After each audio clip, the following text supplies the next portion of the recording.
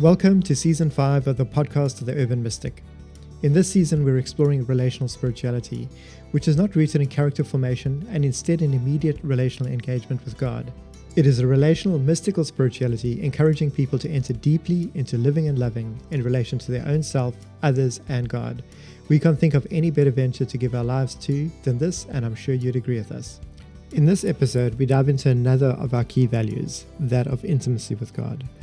Though we can draw on a number of analogies from our human-to-human relationships, these often support the idea that God is practically distant and that engagement with God constitutes a peak or mountaintop experience. This is, however, untrue, as the image of intimacy is presented by God to us as the true depths of what a relationship with God can be like and what we can attain in this life.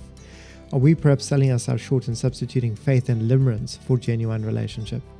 And if so, what beginnings do we make at exploring and establishing intimacy with God as our highest and deepest value? Urban Mystic relies on your support to do the work that we do. Please consider making a regular or once-off contribution via the link to PayPal in the show notes. Please don't forget to like this episode, subscribe to the podcast, and leave a comment on your favorite listening platform. Moving on to the value for intimacy with God is quite challenging because it's a lot easier talking about the ways in which it is practiced than talking about the value itself. And I think it's important to note that when it comes to this as a value, we're in good company that goes back quite far back. I think that's how do I put it? So in many ways we could think back to people like Brother Lawrence, who speaks about the practice of the presence of God. We can think of people who pioneered alternative expressions of church like silent worship, people like George Fox. We can think of people like Jonathan Edwards, who speak of things like the religious affection. We can think of individuals like Charles Finney, or locally here in South Africa, Andrew Murray, John Wimber, all of those where there's various different language that's used, but it's actually pointing to the same thing. And when you look at the context of what they're doing, you're looking at the way they put it into practice. And then behind the scenes, you're dealing with their value for the presence of God, their value for intimacy with God, their value for a relationship with God that means that they pursue it and that it's a vital part of the way they do ministry or go about practicing their spirituality. But I feel like we're in a context where faith is prioritized, where mystagogy is the norm, and where people are educated to believe in God, but we don't have experience front and center with what we do when we practice spirituality or when we do church. We are in an environment where experience is not very trusted, and where we almost have this dominant paradigm that says that faith is mature and doesn't rely on experience, and an immature faith is an early or a young faith where a faith commitment is made and experience is a part of it. But then we quickly get into the thing of you can't trust your feelings, you can't trust your experiences. So you have to believe on the basis of faith. You've got to believe on the basis of the long-standing tradition of the faith and the scriptures, because they actually give you what you need.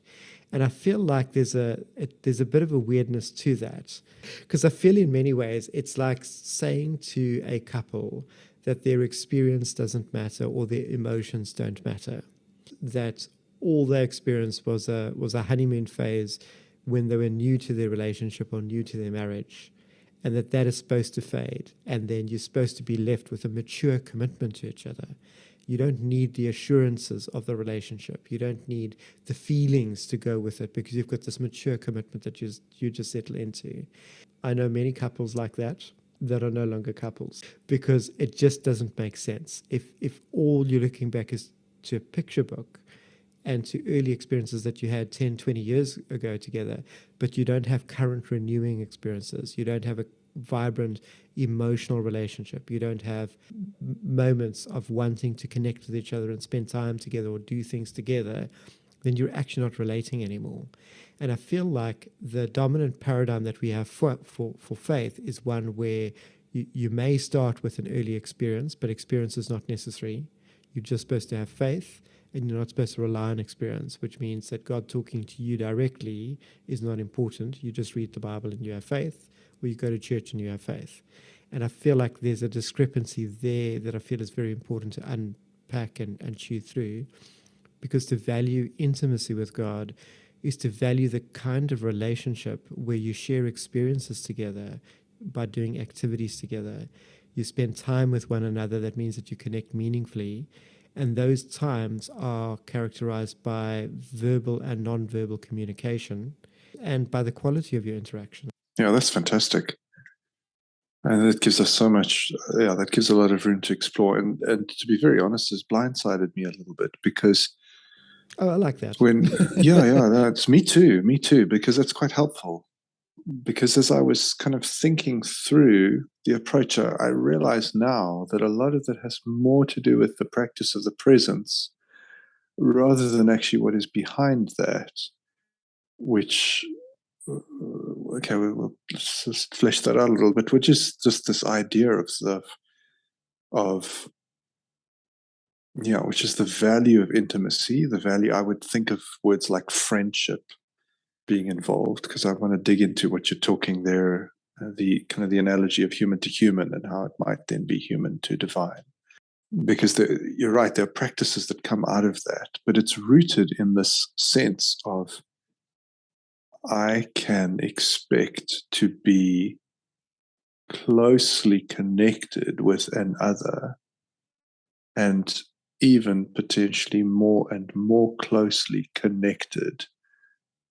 And our connection is not sustained and doesn't manifest itself only in the doing of tasks together. And we've talked a bit, I think, previously about, the idea of, I think specifically for me, it's come up in the context of pastors, priests, ministers, etc., and kind of running a church, kind of like running the household of God. And so you as the one parent, God is the other parent.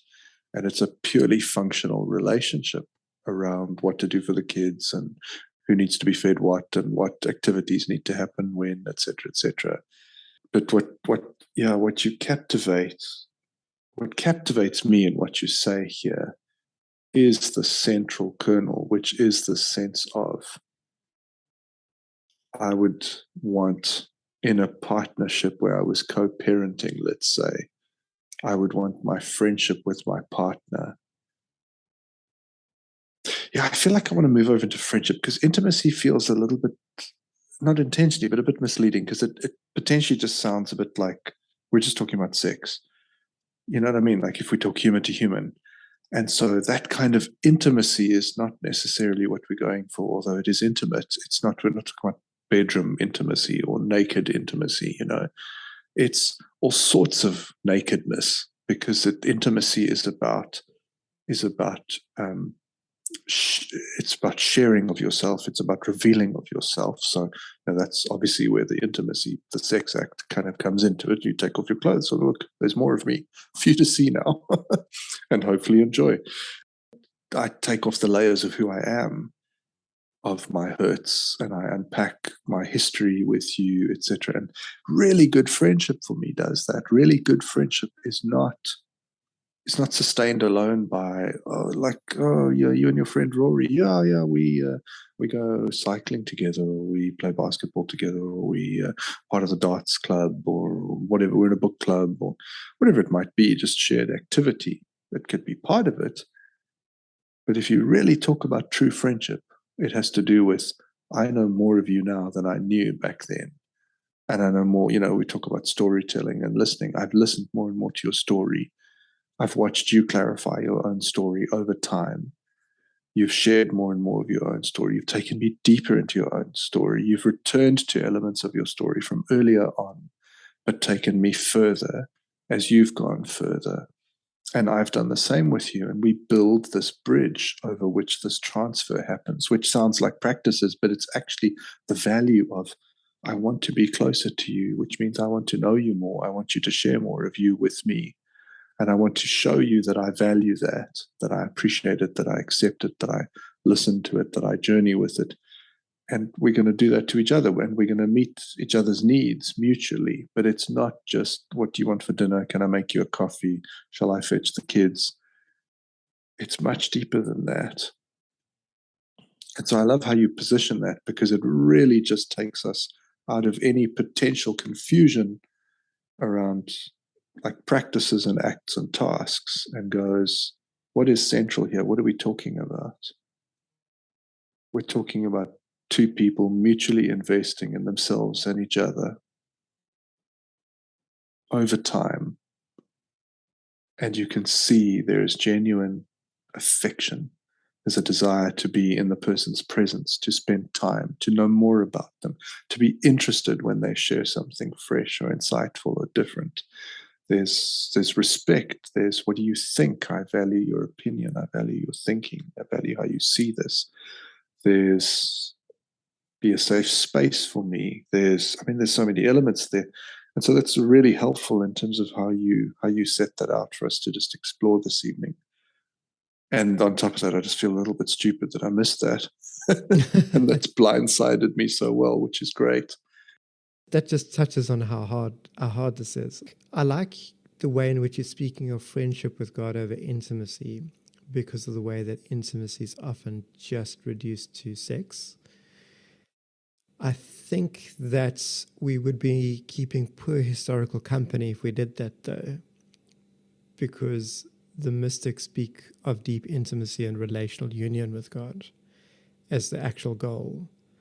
That for them, there's the transition from God as the stranger to the guest, to the friend, to the intimate partner.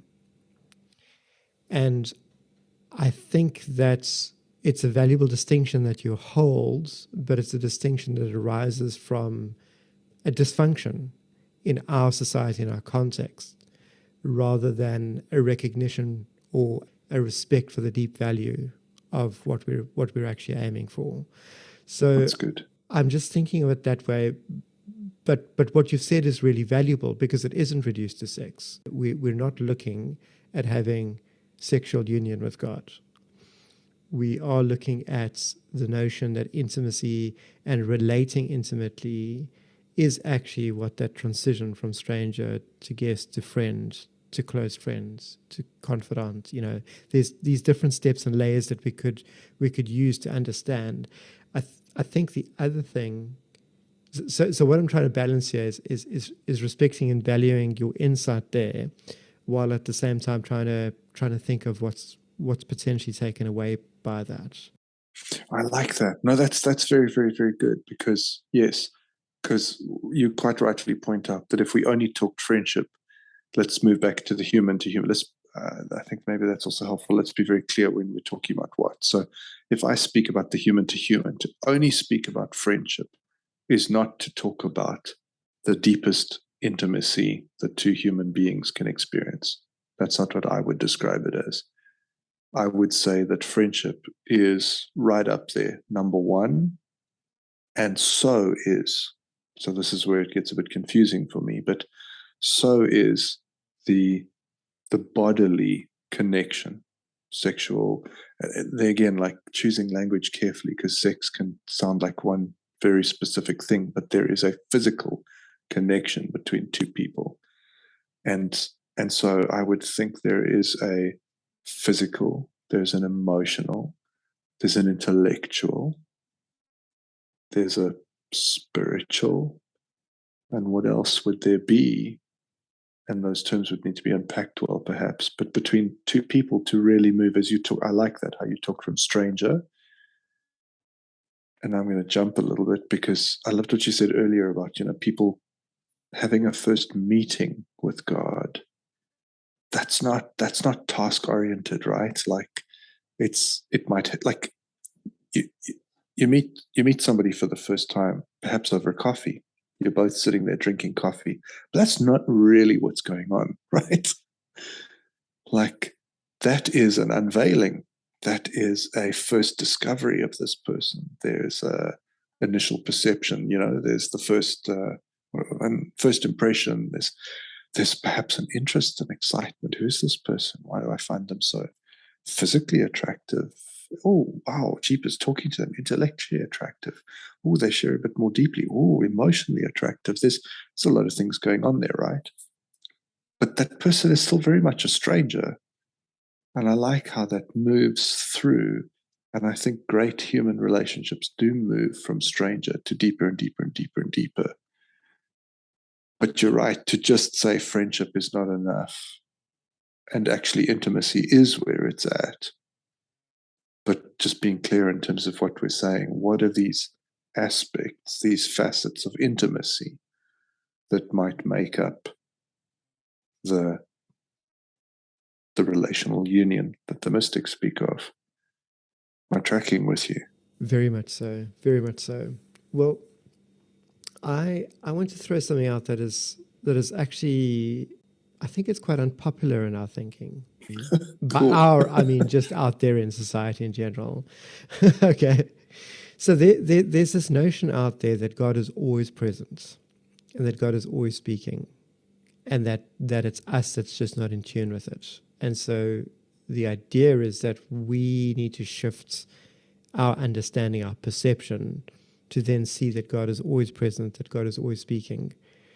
And I don't feel that that kind of change is actually in relation to God. It's actually in a change in relation to emotional security and outlook, and almost just belief about what life is like. You know, God is not there. Okay, I changed my belief. Okay, God is always there.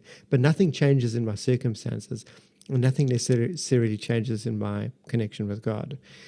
So I want to put that out there, and I know that there's a lot of kickback over that, and it merits more formal and deliberate exploration. But I want to throw that out and contrast that with the notion that to value intimacy with God is to value God as a unique other person who draws near, engages us, and withdraws from us as well, and then is no longer present relationally to us. I don't think that this is an aspect to God's behavior and personhood and the way in which God relates to us that is well teased out. And I don't think that we can value relational intimacy with God or hold to a high value of intimacy with God if we don't, together with that, develop a sense of recognition of God's drawing near, God's abiding, God's withdrawal. You know, God drawing near, is God speaking, is God acting, is God just around? You know, and then the sense that God ceases to speak, God stops acting, God silently just recedes. So I feel that valuing intimacy with God values God's absence and values God's presence. And this is one of the first times I've really tried to articulate this in a way that I hope that makes sense. So, so how am I doing, and what do you think of that, and what do you make of that? Well, are you suggesting that part of the foundations of intimacy, let's start a bit broader, part of the foundations of intimacy in any relationship is both presence and absence, approach and withdrawal? So is that part of the building blocks of what an intimate relationship would look like? I think so, yes, because on one hand we've got the stark contrast between the person is absent, we both arriving to a meeting, so there's both of us drawing near and engaging. After that meeting is over, someone gets up and leaves, or both people get up and leave together. There's the withdrawal from each other. But even in a close friendship, just to be clear, leave together as in at this, like the same time they get up, but they don't leave. They don't leave yes, together. They leave in opposite directions, go on their own. They just happen to leave it. Yeah, got you. Carry on. So that's one kind of people, of presence being valued and absence being respected and valued as well. But then there's another kind of presence and absence where you can be sharing a space and be working together and working past each other, but you're not actually spending quality time together. So then there's the difference between we might be in the same space and then we're turning to each other in quality time and sharing moments of connection as we go about doing, whether it's the same thing or different things. but you can have quality time and connection together. And there again, one is valuing the turning to one another and valuing the turning away from one another to go about doing different things. And that's hard to communicate. I think in spirituality, we often default to the idea that God is always present in that close sense, as opposed to respecting the fact that God is often quite far off and quite distant from us. And that if we don't start off with a clear recognition of God's absence, then how can we move to a value for God's presence? Because then it's very easy to look at the absence and say, oh, well, God is always present. This might not be making as much sense. I feel like I'm battling to communicate it. No. It's cool. I think you're doing better than I would be doing in the hot seat, because it's a. I think it's complex. So partly what I'm battling with is to try and keep the threads somewhat separate, because there are a number of tangents. Not even tangents, important roads to run down in terms of exploring this. But to do it means to take each road as best as possible for itself and try and look through those and not try and run down all the roads all at the same time. Part of what makes this so complex is looming over the conversation all the time is the faith insistence that God is always present, is the scriptural insistence that God is always present. And I just want to be careful when I say scriptural. I'm not necessarily saying I believe the Bible to be 100% clear that God is always here. I'm saying, to an extent, the used scriptural insistence, i.e., human beings say, no, but look, this says God, I'll never leave you nor forsake you, is a famous one, I think out of Romans. No, sorry, that's Jesus speaking at the end of the gospel. Oh, goodness me. I'm going to beef up on my Bible knowledge a little bit more clearly to be taken seriously when I refer to that. Yes, that is the end of, I think, Matthew's gospel. And so people will say, so a human will say, here we go, here's a piece of text, there we go. Proves it, it's done. God never leaves. God is always there. And those are big challenges to face head on. But I don't feel now that you're coming directly at those. I think you're starting somewhere else. And I think that's good. And I just want to say that for clarity's sake, that's how I read it. That yes, those things hang over and those do need to be addressed and they do need to be spoken about. But my line of questioning with you, if I'm following how you're introducing it, is to say, okay, we'll get there, but to start with, let's examine the aspects of withdrawing and approaching, absence and presence. Let's look at that from a relational perspective and go, what is actually happening there? And so partly what I'm wanting to just push you a bit on, not push, that's maybe not unfair, but just to really just try and drill further into. Are you saying that presence and absence is somewhat arbitrarily circumstantial? It happens, it's in the circumstances, and how we respond to that is helpful or unhelpful? Or are you saying that presence and absence is an intentional necessity? It is in the DNA of relational intimacy. And without absence and without presence, without that sort of flow, relational intimacy cannot be achieved. And I see those two as distinct. So the first one is, well, God is sometimes absent and we just have to deal with that and acknowledge it. And then we have to try and figure out how to be, present when God is present or whatever. Or are we saying that actually it's not so arbitrary? It's actually very important that God is both present and absent in the same way that we are both present and absent to God, perhaps in the same way. And I'm not pushing for an answer here. I'm really interested in what you're thinking, but also just to top that off, with human beings, I see in human being relationship, it's not just kind of through laziness or lack of attention or whatever, but that in some ways intimacy does flourish when there is not just a recognition, because see, that sounds, in a way, I feel like that sidesteps the agency question, I guess. I withdraw from someone, I approach someone. Is the withdrawal as necessary for my relational intimacy with that person and potentially for theirs with me? Is the withdrawal as important as the approach?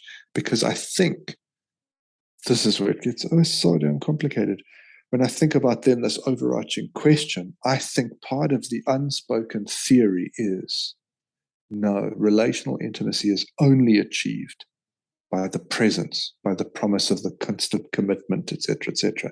And I think that's true to an extent. But I also know, for example, in human-to-human interaction, when two people are trying to make it together and they don't have alone time, they don't have withdrawal space, I don't think that's part of a healthy relational intimacy. Sorry, that's a lot, but I'm just trying to tease out what you're teasing out as you're teasing out it, and as I'm responding, and it's flippin' complex. I feel like I'm tracking with you, but I want to put on the table different kinds of absence to start. The one is the kind of absence that someone never experienced God arrive.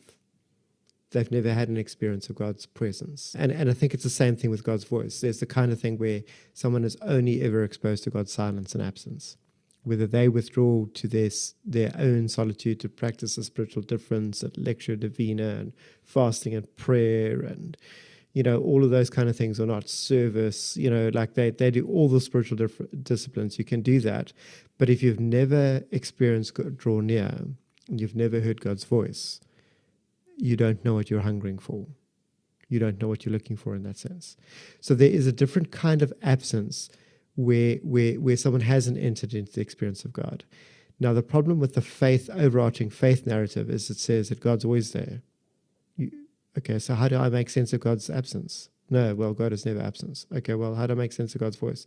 No, God has always spoken. It's there in Scripture. Okay, that's not the same thing. So what we end up with is a confusion of terms.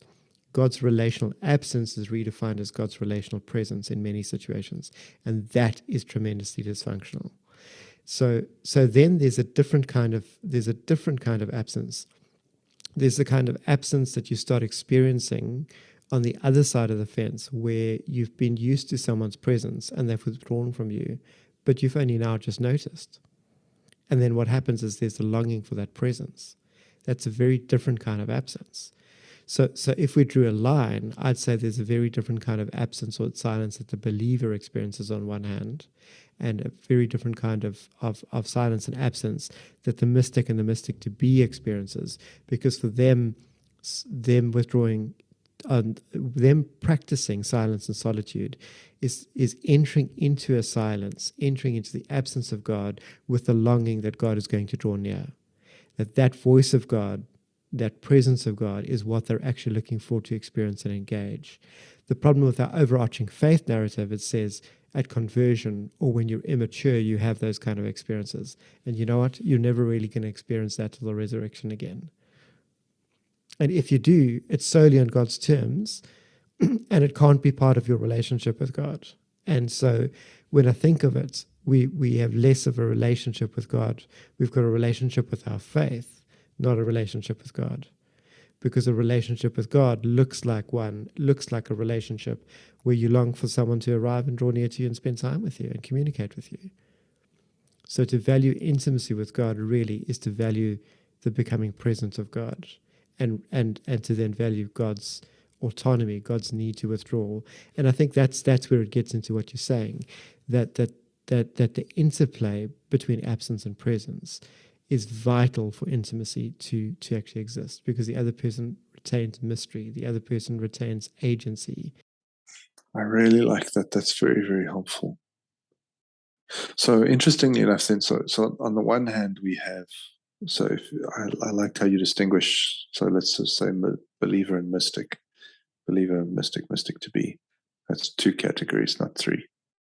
It also gets complex because different faith traditions and church traditions say different things, but as generally as I can be. So the believer has some sort of experience.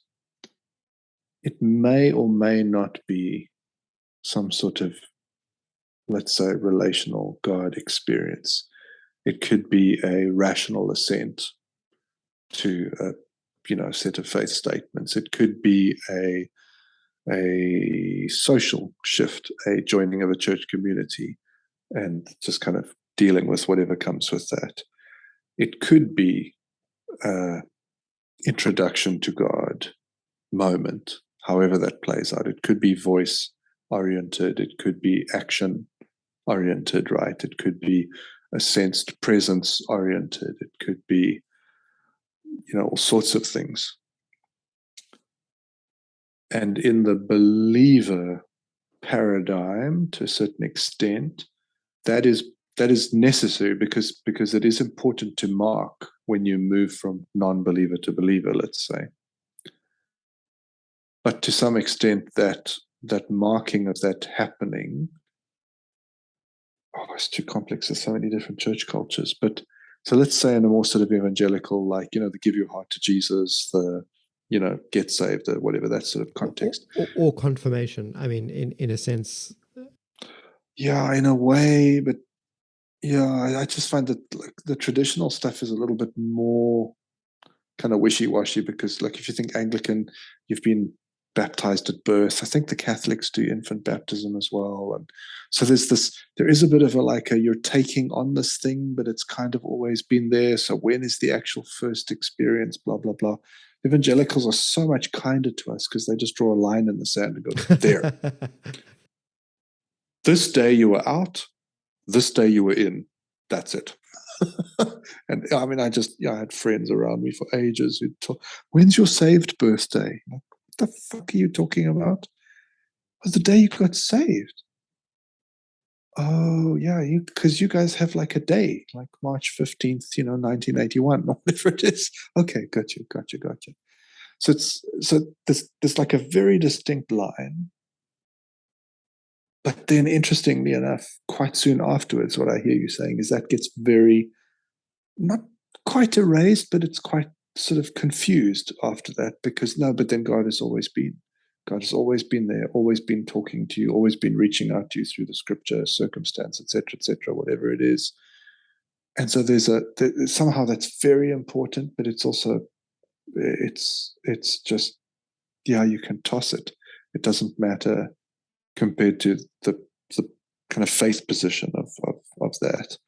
So I say, like, with the traditional church, it's just a lot more difficult because the boundaries are so like, yeah, well, you kind of always have been with God, and you were given to God in your infant baptism, and so so let me talk my story. So I was baptized, I don't know, like a couple of months old.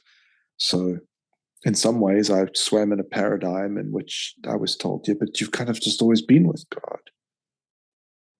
And then confirmation, yes, there's a definitive kind of, now you're being the adult who's now taking that on for themselves is part of it. But I had a very definitive kind of meeting with God thing as well. And it's interesting in those contexts, that's very like, oh, look, we don't know what to do with that. Because it's more murky. It's more of the, yeah, well, you've just kind of always been, and God is just everywhere, and it's all just one wonderful mystery soup. So in some ways, there's across different, and then I'm aware there's just many other different sort of things. But in my experience, that covers a huge amount of territory there, those two that have some just great similarities around, well, yeah, God just is always, all the time, And, in a way, in some ways, I think what's prioritized is more the self to self in the, you are out this day, you were in this the next day kind of evangelical approach, I think, because it's like, now know you're in the family. And what's more important is less the you and the dad connection and whatever's going on, it's more just you're in the family. And we're not actually worried about what God said or what happened or whatever, so much as just you're in, and the family's always existed, and it's always been possible to be part of the family, and you said the right words or whatever, blah, blah, blah, accepted the right faith statements. I feel like I'm walking a bit in circles, but I like what you're putting out in terms of there's a time in which you are not aware don't know, haven't experienced the voice or the presence or the action. And so that absence is very different. And then at some point, it is possible to experience that there's an approach, a drawing near. But that doesn't translate into what this overarching theory says is all. And from then onward, you guys were handcuffed together. And even if you hate each other, you can't get away from each other. That's it, you're stuck. But there are other absences, and I like how you nuance that, because those are far more, like, I don't miss John Smith, who lives in the US somewhere in some small town outside California, and he has 3 kids, and he lives in a 2-bedroom house, and they drive a Toyota Prius, and his wife's name is Shirley. I don't miss those people. I have no idea who the fuck they are. Who are these people? I've never experienced them. Maybe there's some sense of them being out there. Let's see if we could get them to hear this podcast. Yeah, that'd be awesome. Shirley, if you're out there, give us a call. We want to chat with your husband. But if I then did meet them, so let's say they do give us a call and say, hey, we heard you talking shit about us on your podcast. We're like, yes, awesome. Now I can meet you. And now we could chat. And amazing, perhaps we have this most amazing connection and conversation. And then I never talk to them again.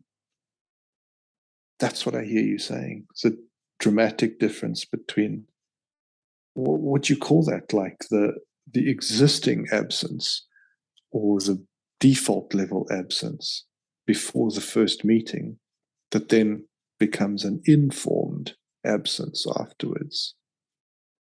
And informed even there needs to be qualified, because I feel as though I've spoken with some people who had an initial meeting and can't report any follow up to that.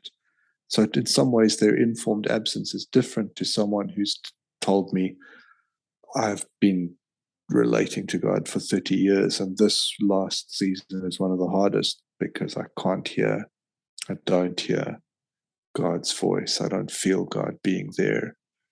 That's a very different informed absence, but they're both informed absences in a way, is what I hear you saying. That's a really helpful start. God, I hope that wasn't a 20-minute tangent for nothing.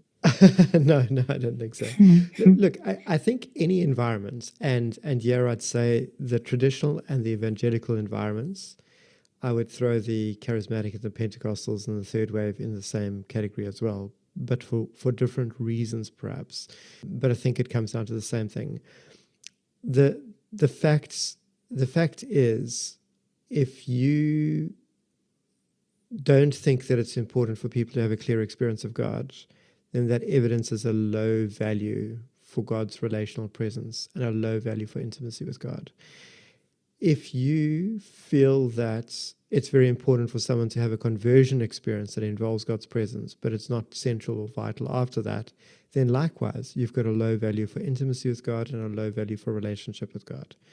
In each case, you might have a high value for faith, but not for relationship. In renewal environments, where prophetic and power encounters are put forward, one may have a very high value for subsequent experiences, but that's also not the same as a high value for intimacy with God or for God's relational presence, because power encounters and those kind of encounters that take place in a church context ends up being like the kinds of encounters that happen when a group of people just meet someone in public for coffee. That's not a high intimacy environment. When people start going off together to get to know each other, that's when you start transitioning towards friendship and intimacy.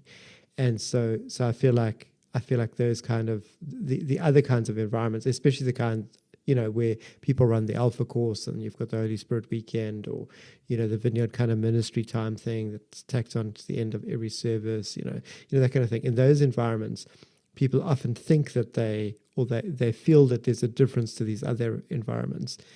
Or how do I phrase that better? They feel that because there is an opportunity for a power encounter with God or a prophetic encounter with God, that therefore the value for intimacy with God is established. But in practice, what that looks like is either a leader or a handful of people being prepared to hear from God for other people and a handful of people responding. It's not a culture of intimacy. It's not a culture of relating. It's not a culture of valuing intimacy with God or a culture of waiting on valuing the presence of God. It's valuing a power encounter, but it's not a deep, intimate engagement, if that makes sense.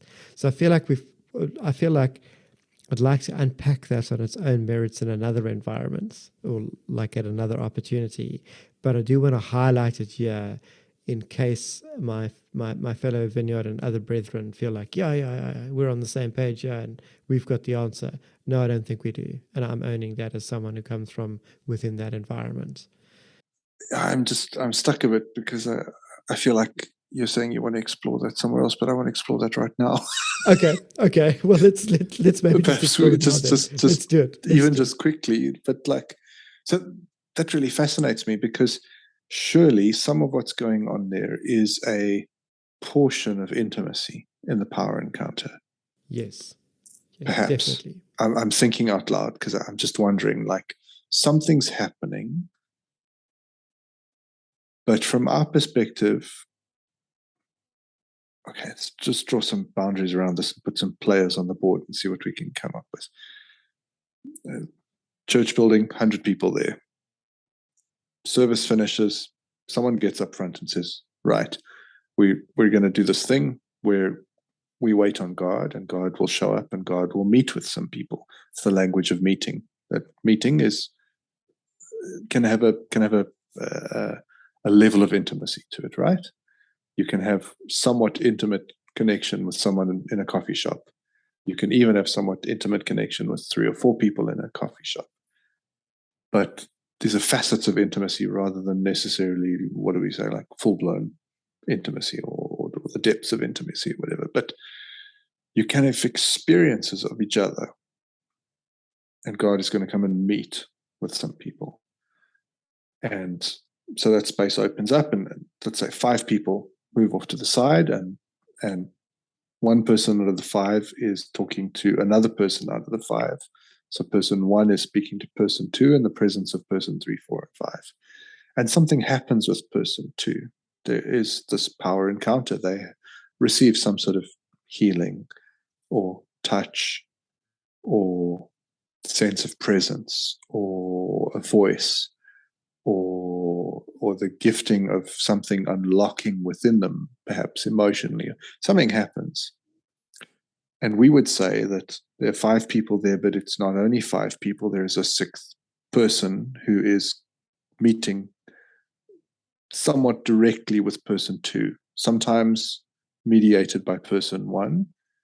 But in the power encounter, we would say that there is either the potential, or it is also has happened and does still happen, that person 2, perhaps introduced by person 1, has some sort of encounter with the person of God. Something happens there. That's a touching, that's intimate. That's an experience, that's a meeting. That there's a version of, no, it's not even, there's a portion, there's a piece of intimacy happening there. It's vital. It's vital for that kind of stuff to happen. Yeah. Right. But if that's it, if that's the only meeting, if that is the only time of connection, of hearing, of touch, of experience, whatever, in a way, what I'm hearing you saying, we could be saying is, I go to, I don't know, this is maybe a helpful one because it also involves physical touch. I go to Johnny the physio, and I have a power encounter with Johnny, who happens to have 2 students observing him that day. And Johnny does some work on my shoulder and touches me, and I experience some sort of healing. And at the same time, it's been a deep frustration, my injured shoulder. And when something slips and comes right and is easier, I have an emotional response to my connection with Johnny that day, because Johnny has done something. Johnny has impacted my life in a way that is profound. I feel an emotional unlocking, pain that I've carried, or the frustration, or perhaps my inability to do something because of my injury, whatever it is. And I feel some sort of connection with this person who's done it for me. And it's witnessed by these two other students, let's say. And so there's four of us in that. I have some version of intimacy, some portion of intimacy with Johnny the physio. I've got my shirt off, so there's some level of sort of vulnerability there. Johnny is touching me with Johnny's hands, trying to fix me, it's this physical touch there. Through what Johnny does, I experience something quite wonderful, perhaps liberating, perhaps exciting, perhaps, whatever it might be. But I only know Johnny as Johnny the physio. That is the limit of my intimacy. I've even paid for that interaction to go and have that experience. If I really wanted to go further with Johnny, I'd have to say, hey, what are you doing after this? You want to get a drink? And somehow plow through the awkwardness of what is that, like asking your physio out, or hitting on your physio, or saying, hey, could we be friends, or whatever. But that's kind of some of what I hear you saying, is there is a limit to the intimacy in those kinds of settings, but there is an invitation in those kinds of settings to something, to move beyond. Let me be careful, what am I saying? To recognize the limitations there, but to realize that what's on the table is not only offered in that get together with those 5 people, right? Person 2 gets to go home and potentially pursue that relationship with that being that drew near in that setting, because that being is not captive to that setting. Neither is person 2, right? And it can grow and develop, blah, blah, blah. Often what happens is that's more the typical post-renewal kind of scenario. So you've got 100, 5 are engaging in that kind of experience, right? The other 95 are doing what? The other 95 are often off to coffee because they don't feel that's relevant to them. They no longer need a power encounter. Joe Bloggs has been healed. Sally's had prophetic words and is like on a wise track in life, and like everything's come together, that kind of thing. So they've been there, done that. They don't need that anymore. So what we do is we end up with a culture where it's only those that are needy and broken need that power encounter, or those whose faith is low, or those that need some kind of top up. That's a very dysfunctional kind of relationship that's being built, because it basically says, if you're not doing fine, then this is for you. But if you're doing fine, then what is there for you? Well, then you don't need to encounter God. And that's because the practice dominates and the value doesn't lead.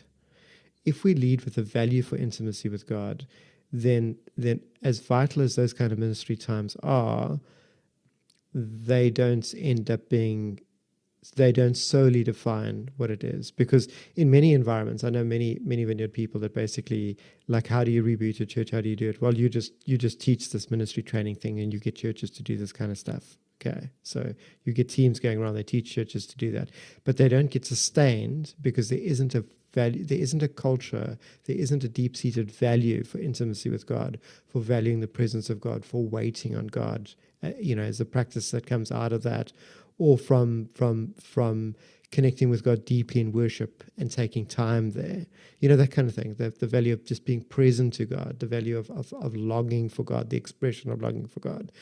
In that environment, if you've got the 95 going, I can afford an e-op, I don't need God to heal me. I'm out of here. I don't need that. That's for those people that are needy of that kind of stuff. That ends up being quite different. It's not a culture of intimacy. It's not a culture of valuing presence then.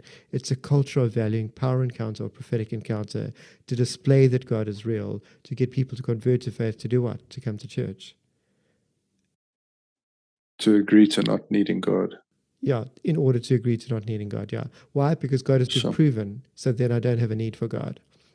Whereas that's different to meeting someone and realizing, it's 2 or 3 days later, I'm still thinking about them. Maybe I should give them a call. What could we do together? Maybe we could go for a walk or coffee. Maybe we could go for a movie. Maybe I could invite them over for a meal. That kind of stuff. There's different. That's a very different kind of thing. Suddenly there's a long. there's the longing and the value for the connection with the person, which is why I think the language of intimacy is important. If you don't have a desire for God, it's hard to cultivate intimacy with God. If you don't have a desire for God, it's very hard to say, well, I actually want to put time into meeting God. If you've got a culture that says that God is always there and God is always present, then how can you have a longing for God? The only way in which you can have that longing is if something is wrong on your side, and therefore you've got to make right with God, which looks like repent, believe, deal with your sin, blah, blah, blah, blah. And if you've done that, you should be at peace with yourself, and being at peace with yourself is, again, that's being fine with God. And I think there we've got a very different kind of peace, or a very different kind of peace that we arrive at when we confuse that peace of leaving the anxiety behind, leaving dysfunction behind, leaving trauma behind. We confuse that peace that we arrive at in ourselves with the peace that comes with God's presence. Or, in other environments, we've got to talk about the terror that comes with God's presence. God doesn't always arrive in the same way. Yeah, I don't know if that's necessarily helpful, but I think the other thing that starts happening in that kind of ministry environment is, where do you get to experience God? You get to experience God when you come to the church service. How do you gatekeep? Who gatekeeps your experience with God? Well, it depends on the pastor or the leader and whether they value and they push ministry time. If they stop doing that, then how is that access to God available to you? It's only available to you through those ministry teams, through those ministry leaders in that environment. That, again, is not a high value for intimacy with God, because you're not cultivating or enabling people to cultivate intimacy with God for themselves. You're, again, creating some kind of culture of dependency, and that culture of dependency is on the gifts. And gift giving is a vital part of a relationship, but it's not whether it's not the beginning and the end of intimacy. Oh, that's so helpful. So I think back a bit to my silly example of the physio, right? And going, so let me take the second one first. So the gift giving, which is just very good. Now I'll come to that second. Okay. I don't know. You've got me I hanging don't know here, where I want to start.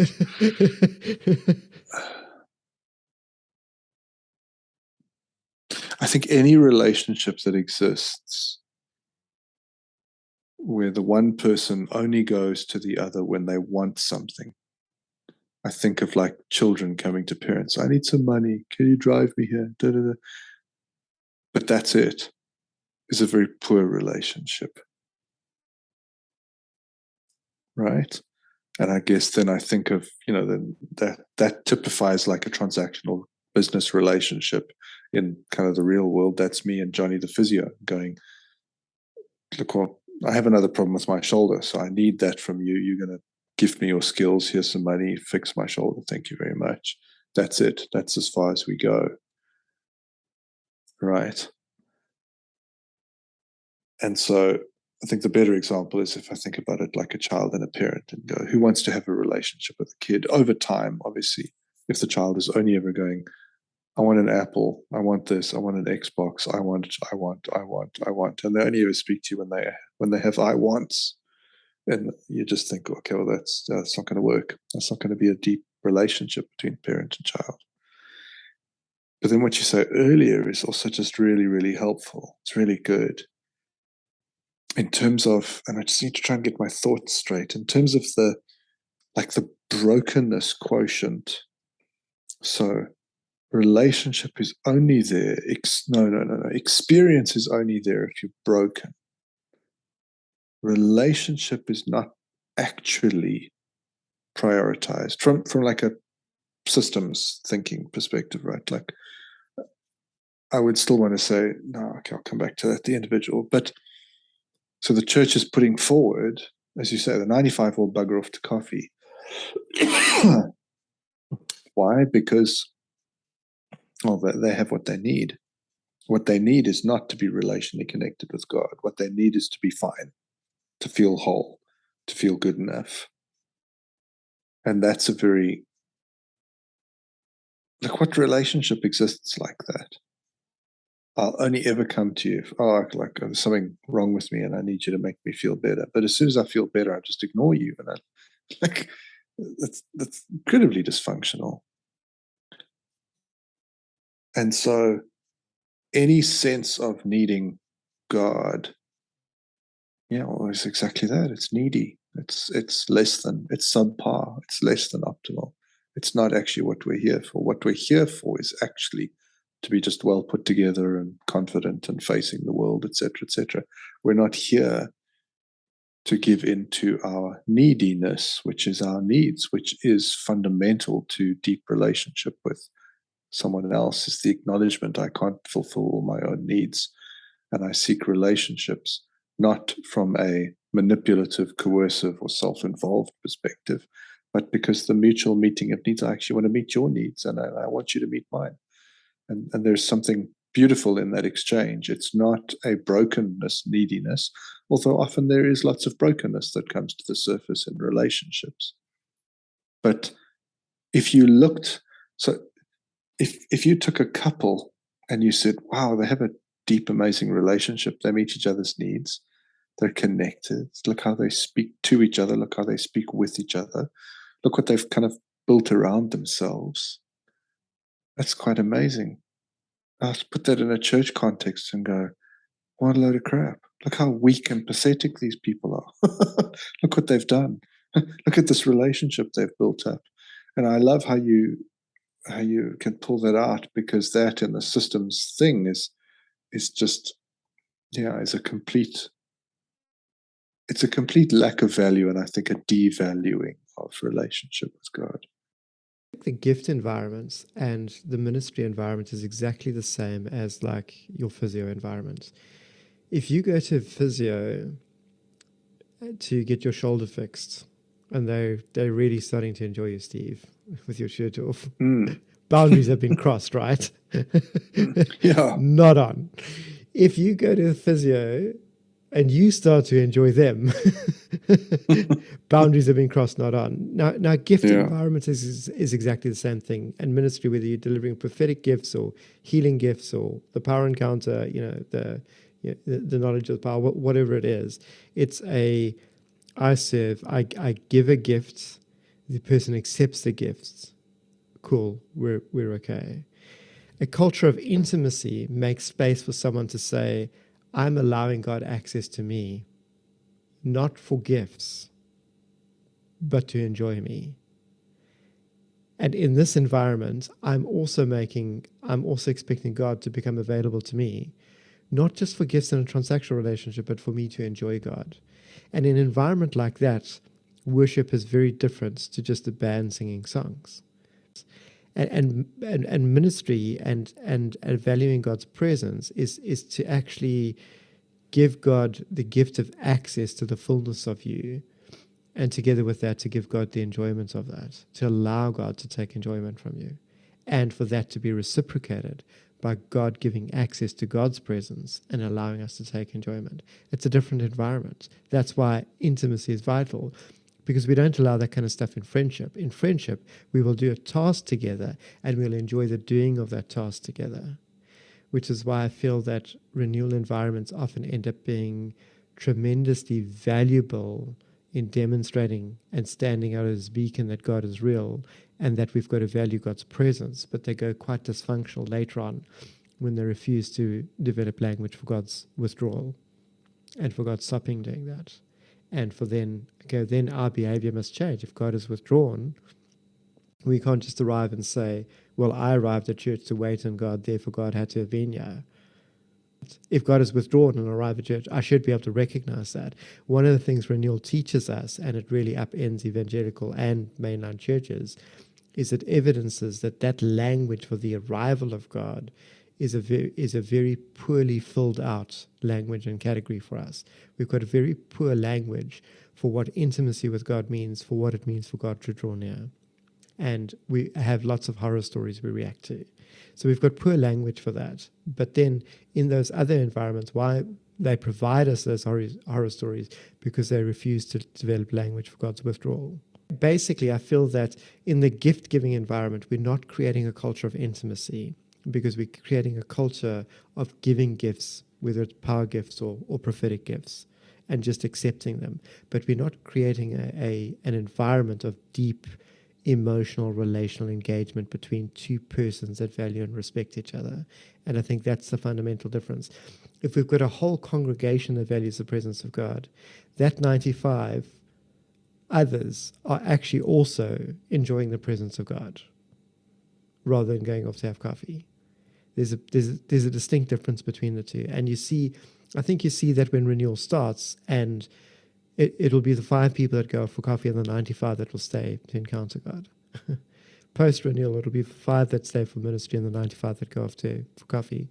And the reason why, I think, is because we haven't established a culture that values the presence of God. And we haven't got a culture where everyone is equally versed in the coming and going of God. So this is where like we look for language of things of valuing the creator over the creation, the gift giver over the gifts, right? It's the sense of pushing into the personhood behind the happenings, because in a way, like the gifts are a manifestation of a depth of personhood, right? In the same way, human to human, that if I give a gift to someone, that actually comes from a far way off. It comes from an expression of who I am, and in a way is somewhat a tacit invitation to say there's a lot going on here. There's a lot of me that you could get to know if you would like. You're just having a little blip of an experience of me in this gift that I want to give you. But that comes from somewhere. There are emotions behind that. There are potential needs. There are desires. There are all sorts of things attached to the simple act of, it's a bunch of flowers or a chocolate or something meaningful or whatever it might be. And to focus on that, which is, so I want to use language like superficial, but that's not fair, because it's not meaningless. The gifts are not meaningless. They're very deep and they're important, and they're an expression of love. But superficial in terms of surface level, that's happening very much on the surface. And there is a lot. I mean, that's good. So how would we describe that in terms of introductory? It carries significant weight, but there's a lot more. Meeting somebody for an hour, you can't say exactly who they are, but you can journey with them for 50 years. You would have a much better sense if perhaps, you never plumb the depths of who they are. And so the introduction is weighty. I mean, anyone who's had a significant introduction ever in their life will know what we're talking about. That feeling of, like you said, it's 2 days, I want to phone this person. Oh, why did I find them so attractive? What is it? I just want to see them again. I just want to be around them. I want to experience. And some of that might overflow in, oh, here's a gift, or the meeting might have been in a gift or something. So it's not insignificant, but it's a blip in terms of what's actually available. I like how you talk about enjoying. That for me talks about availability. There's a lot there for me to access, and there's a lot that I can make available to be accessed in me, and that mutual connection is deep. Is a foundation for deep relationship. And I experience that in the coming together of two. And then I ache and I desire and I long in the times of the withdrawing of each or one of the pair connecting. I'm just reminded of your reference earlier to Jesus' statement of "I'll never leave you nor forsake you." Right. Often, what we're doing there is we're drawing off the shelf of the spirituality of others, because Jesus' first audience were the people that he said that to. If I just take that and say that applies to me, but I haven't gone through the steps of what Adam and Eve did, God comes to join them for an evening walk, and then God withdraws. Jesus says that a greater relationship than what Adam and Eve had is possible for us in this life, when he uses language like, At some point, my Father and I will come make our home in you. And those are the first people, when he says that to people, it's to those people that he says, we're pretty close to you, we're never going to leave you nor forsake you. And unfortunately, I think what we have is we've got a faith that draws on that and says that that conclusion applies to us, but not the preliminary steps of the introduction, the walking in the garden, the power encounter, the gift encounters, the, oh, look, we're going to come and make our home in you. Oh, look, we are so close, I'm never going to leave you. There's a progression there. And again, I think we take that process out of the picture when we sell people this picture of faith that says your experience of God is not important. Because it was, what did Adam and Eve to go on? Experience of God. What did Abraham to go on? Experience of God. Show me one figure that's actually mentioned, that's titled in Scripture, that doesn't have the experience of God to go on. And the building picture is towards this picture of Jesus, where that relational engagement is actually the predominant and defining feature of his life. And then we say, yeah, we can be like Jesus, except without that same relational engagement with God. I think that's where our spirituality leaves us. And our spirituality leaves us in a place that's quite dry and quite miserable and isn't life-giving for us. You know what is also helpful? I like how you described the building there. So a slightly different track, but I think that's also is a part of it. If I think about sort of a few thoughts that sort of perhaps congeal around this, I don't know, let's see, hopefully coalesce. See, you meet somebody new, somebody really fascinating, and one of the first sort of desires, almost instinctual desires, is, I just want to be around this person all the time. You think of like young love, right? Like first love, like that's I can remember being 15 and being driven home in my girlfriend's father's car. He was driving me home. Oh, that must have been comfortable. Yeah, it was unbelievably uncomfortable. I'm sitting in the front seat, passenger seat, and she's sitting behind me. And we're so desperately in love with each other, this young love at 15 years old, that I'm sitting there with my hand down the side of the car seat into the back so that she can hold one of my fingers and I can hold one of her fingers in return, just even on the car ride, because it's just desperate to be in each other's presence and not be separated. And we used to spend hours on the phone, and my father would tear his hair out, what little was left, because we're spending so much time on the phone. What is this? What is this? This is desperation. And I also then think of like small children and how desperate they are not to be abandoned by their caregiver, not to be, abandoned's too strong. That's not what I mean. I mean more sort of, there's that separation anxiety. That's what I'm going for. But you left the room, so I started to cry. Like, oh, there you are. Thank God, you're just behind the door, But as children get older, there are significant leavings. I'm going to leave you at school for the first time. I'm going to leave you to figure that problem out on your own. I'm going to leave you to battle through tying a shoelace because I know you know how to do it. And so there's also a building there in terms of that there's no growth towards maturity if a parent stays 100% accessible all the time for a child.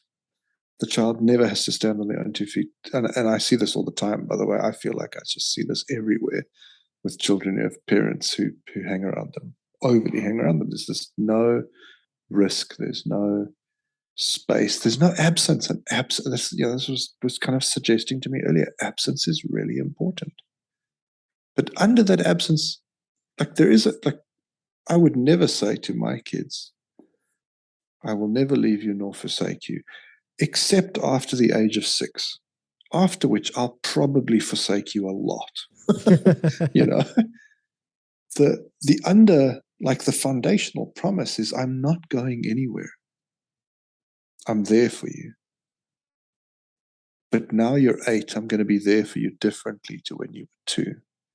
So now I'm going to be there for you by not tying your shoes. I'm going to let you feel that absence so you can tie your own shoelaces. I'm I'm not going to be there for you.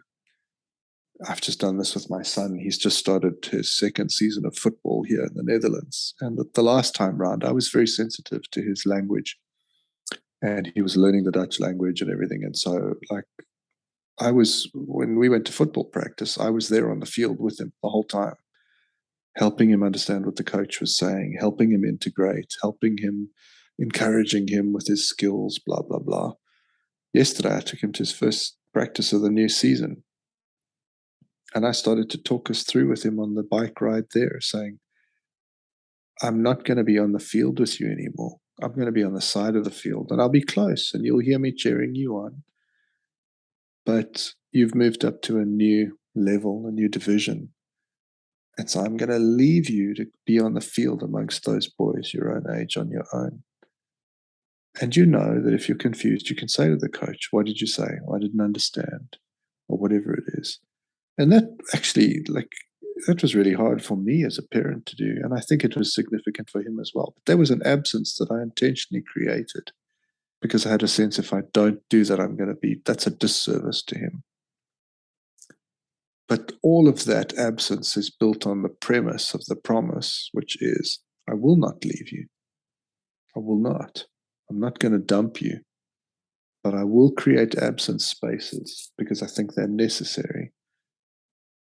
And for me, there's a growth pattern there. And I think coming back to the relational, like the two people in a romantic relationship, that honeymoon period that people talk about does wear off. And I think sometimes it wears off badly for people and they become functional partners, or, like they fall out of love in an unhelpful way.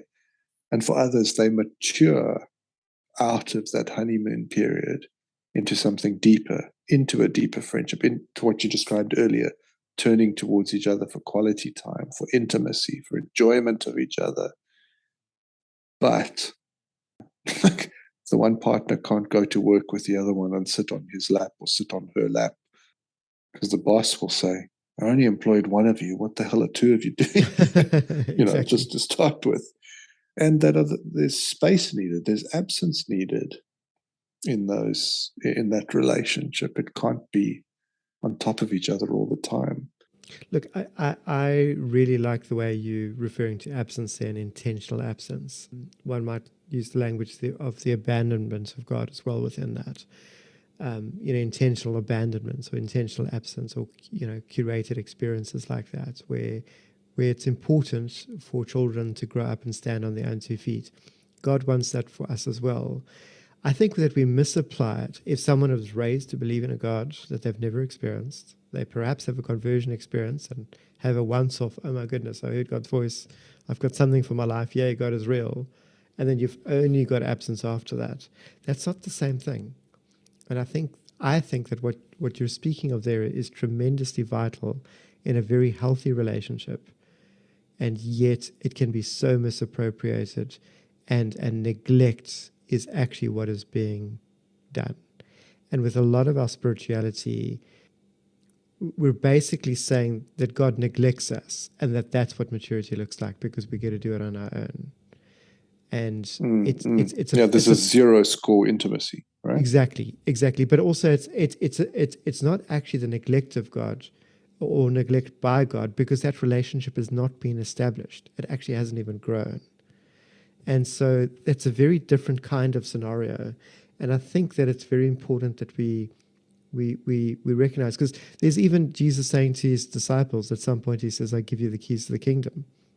That's like the equivalent of saying, you've become really responsible for the stuff that I've been showing you. Yes, the keys to the car, the keys to the house, I can trust you. I can leave you with this, no problem. And unfortunately, what we have often with people going into ministry or people growing up in the faith is they've got no schooling in the kingdom stuff at all. But then people lay claim to that. And when they lay claim, you end up with very dysfunctional things again. Again, very dysfunctional practices, very dysfunctional things that are prioritized. And again, it's because there's a low value for the relational presence of God, a low value for intimacy with God. I once heard somebody describe the book of Genesis as a helpful roadmap for what it means to be Christian. I think that's a fair summary. I want to be careful there. Essentially, at the beginning of Genesis, if you read textually, God is present a lot and speaks a lot. And as you move through the happenings of Genesis, God speaks less and less and is absent more and more. And eventually, you have the story of Joseph, in which, and I'm open to correction here, but my understanding is God does not speak. God does not show up in person and speak in the story of Joseph and everything that kind of happens. And that's a significant chunk of Genesis towards the end. And that is the wisdom growth that was put on the table. That's what it's like. There's a lot of like dependency, and it wasn't covered from a relational perspective at all, but it's a sense of this is what it's like to start with. But if you're going to grow up, you actually have to grow into yourself and become independent and stand on your own 2 feet. And what we're saying is, yes, in some ways, you do have to grow up and stand on your own 2 feet. That is important. The yearning towards and stretching towards the keys of the kingdom and being trusted by God and being an adult in the family of God, which I've always found a fascinating question. What is it like to be an adult child to God as parent, but also experience God as intimate other? And so that is very important, because I'm more and more convinced that it's not the intended trajectory of my life is to stay, like broken and immature and unhealthy. I've got to arc towards the better and the good and the healthy. But that doesn't mean that is the relational trajectory, because in both, if I come back to both analogies that I was saying earlier, no parent wants to raise a child so that by the time, I don't feel, at least, I really don't think so, by the time that child is 21, they never have to hear from them again. That's a dysfunctional parent-child relationship. And no intimate romantic relationship aims, like its uppermost goal is that after a flurry of connection and sex and perhaps bringing some children into the world and whatever, that they just sort of sink back into a very functional relationship where they run a home and they have jobs and all the rest of that stuff. I think a healthy relationship holds on to the possibilities, the real potential for authentic and deep relational connection between two people, friendship connection, physical, intellectual, like real long-term, deeper and deeper connection over time. And so there's the maturing of the individual, and absence and presence, I think, is wrapped up into that. But there's also the maturing of the relationship. Well, there's the fact first of the relationship, I think. Then there's the experience and the maturation of that relationship over time, which does not end up in. What's a curious paradox, actually, as I think about it, because I think it does in some ways end up with me being a bit alone as I become more and more myself. And I don't have to be me. I don't have to rely on someone else to be me. There's a standing on my own 2 feet of that. But part of being me, paradoxically, is also to be interlinked in this, woven into the web of relationship, to exist in that deeply and to share and to give and to take. It's not to be enmeshed, because that's kind of what I would say earlier, like the enmeshment is bad. That's the unhealthy, perhaps earlier on, where you can't distinguish the one from the other. So there's this paradox of each standing on their own 2 feet and being kind of complete individuals, and yet yearning for each other and bound to each other and meeting each other's needs. I think you're onto something that's very helpful and very good there. I think that the danger is we often use one analogy as though it is the only, like no single image of God fully encapsulates God's relationship with us. The parent-child dynamic and God raising us towards not being children, but raising us towards being adults is very helpful and is very important. But God is also the lover of our souls. And I think that is arguably the image that we are to enter into, and that is supposed to actually characterize the closeness that we have to God. So on one hand, there's the God wants to raise us up to be independent, to stand on our own 2 feet, to be God's ambassadorial representatives, to be appointed to rule the earth like God rules the heavens, et cetera, et cetera. So that distance is important, right? But then there's another degree where Jesus specifically speaks of like when he sends the disciples out, they're supposed to do these things. They've got to announce the kingdom, drive out demons, raise the dead, heal the sick, forgive people of their sins, and then they're supposed to say, Jesus is coming to meet with you.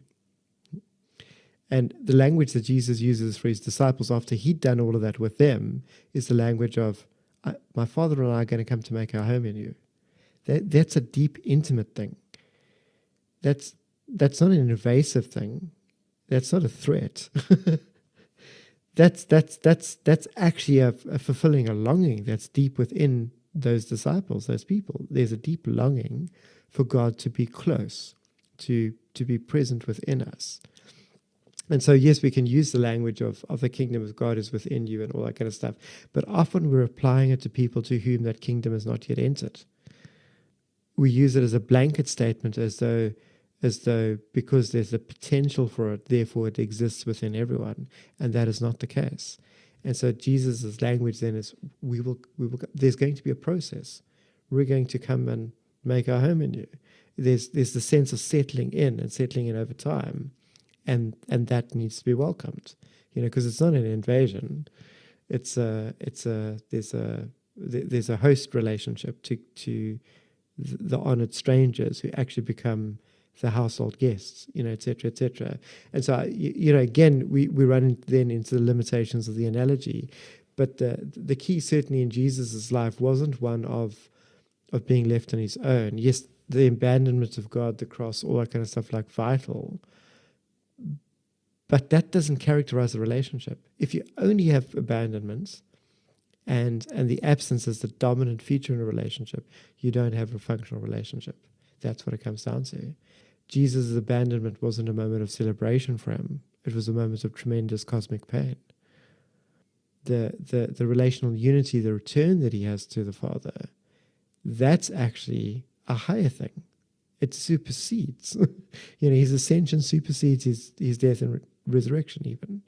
I think when it comes to our spirituality, we think of ourselves as being gloriously independent. I think on the whole, we struggle to be present and value intimacy with ourselves. We struggle to have intimacy with our partners and to maintain that in a healthy way. And it just makes logical sense that we'll struggle to maintain intimacy with God, because God too is a person, and we're actually pretty poor at maintaining intimacy with persons. and so to value intimacy with God, to prioritize it and to practice it, looks like valuing God's drawing near and God's withdrawing, both as important.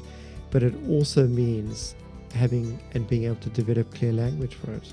If we don't have clear language for God drawing near, and all our language says that God is always near, then have we really been intimate? Have we really gotten to know God? Is the questions that I start asking, and I think needs to follow from that. Urban Mystic relies on your support to do the work that we do. Please consider making a regular or once-off contribution via the link to PayPal in the show notes. Please don't forget to like this episode, subscribe to the podcast, and leave a comment on your favorite listening platform.